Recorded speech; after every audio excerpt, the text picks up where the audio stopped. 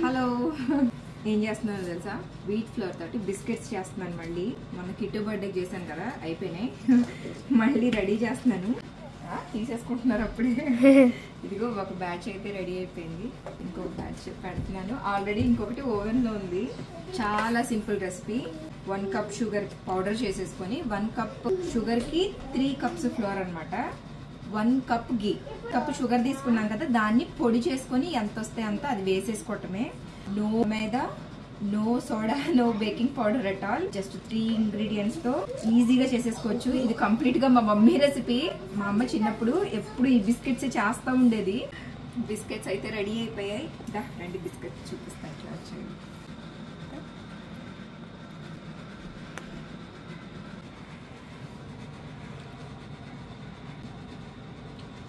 ఎంత బాగుంటాయో ఒకసారి మీరు కూడా ట్రై చేసి చూడండి. ఇంకా లెస్ షుగర్ తోటి అవల్ మాకు బిస్కెట్స్ అనుకుంటే ఇంకొక కప్ కూడా యాడ్ చేసుకోవచ్చు. టెంపరేచర్ చెప్పలేదు కదా, 180 డిగ్రీస్ దగ్గర ప్రీ హీట్ చేశాను. దాని తర్వాత 15 మినిట్స్ పెట్టాను. 15 మినిట్స్ 16 మినిట్స్ అంతే మాక్సిమం. చక్కగా బిస్కెట్స్ అయితే రెడీ అయిపోతాయి మనకి. మా మమ్మీ రెసిపీ ఇది. థ్యాంక్ యూ అమ్మా. మీరు కూడా ట్రై చేయండి. మీరు ట్రై చేసాక ఎలా వచ్చిందో కింద కమెంట్ చేయండి. నచ్చితే లైక్ అండ్ సబ్స్క్రైబ్. బాయ్.